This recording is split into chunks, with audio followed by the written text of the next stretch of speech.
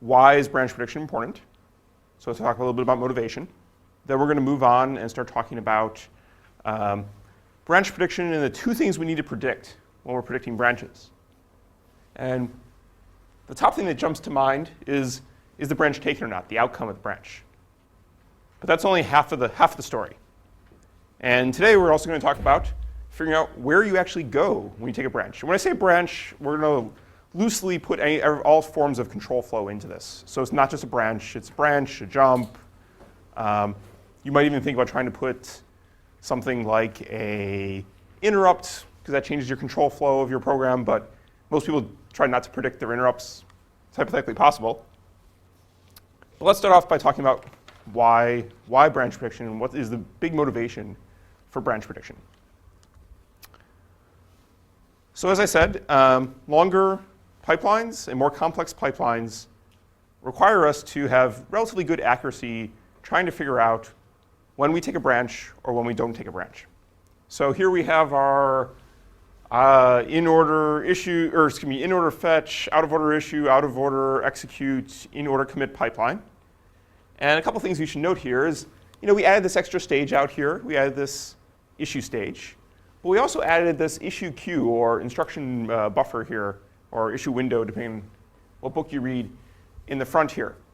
Well, instructions pile up into this.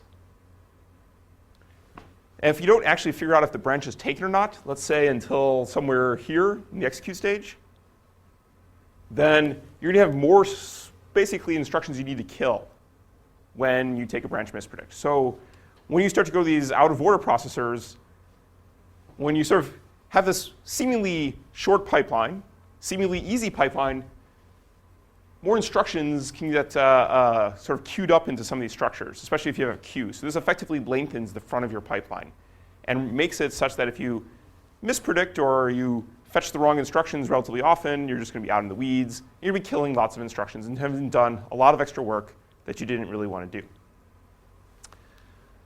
So also, if you wait all the way to the end of the pipe in sort of these out-of-order processors to resolve your branch, that's also going to make life even worse here, because that makes your mispredict penalty even longer. Most people don't actually do that. I mean, you might say, oh, I don't want to actually kill instructions until I know the branch commits. And that was sort of our simplistic example we had when we were talking about these out-of-order processors, is we waited all the way to the end of the pipe and then sort of cleaned out things. You can wait for it to go to the end of the pipe to actually fully clean out things, but you're going to want to redirect the front of the pipe or redirect the fetch or the PC in the front of the pipe as quickly as possible, because you just don't want to be fetching off into the weeds, because then you're just wasting cycles. Here we have, going back to our super pipelining lecture that we had before, and we look at for some real processors, the Pentium 3 and the Pentium 4, what their branch mispredict penalty is. And in this Pentium 4 here, you have 20 odd cycles here of branch mispredict penalty. That can be pretty painful if you take branch mispredicts quite often, because you're going to be taking branches, and the branch penalty is going to be quite high if you don't have the correct subsequent instructions after you.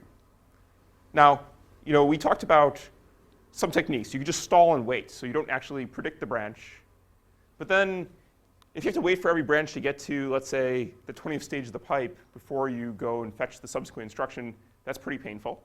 So we had talked about speculating the next PC, or the PC plus 4, we'll say in a MIPS-style architecture, or architecture where each instruction is 32 bits long. But that doesn't really help you when you're trying to predict, or when it doesn't really help you if you have high probability you think the branch is going to be taken, or you think the control flow is going to be taken. So you need to start thinking about how to actually deal with that in a pipeline. And up to this point, we've only talked about speculating the fall-through case. We talked briefly about speculating the non-fall-through case, but we didn't say how you could possibly do that. And today we're going to talk about what the hardware is to do that. Also making life worse is if you start to go wide, this hurts also. So if we start to go wide here, let's say we have a dual issue processor, but if you go wide here, when you go to kill instructions, you're killing twice as many instructions in flight in the pipe. if you take a branch the wrong direction or mispredict a branch. So showing that from our pipeline diagram perspective here, this is just recapping. We had seen this in a previous lecture. But here we have a fetch for this branch. And we're fetching 2 instructions per cycle here. So even for a relatively short pipeline, you end up with 1, 2, 3, 4, 5, 6, 7 dead instructions on a mispredict. So what this really comes down to here is you have the pipeline width, or approximately how much stuff you end up getting killed is the pipeline width multiplied by the branch penalty. So it's width times length before you can resolve the branch. And if you can shorten the time it takes you to resolve the branch, that's good. Or if you can make the processor narrower, that may be good. It's good from fewer instructions being killed, but we like to execute multiple instructions at a time because that improves our performance.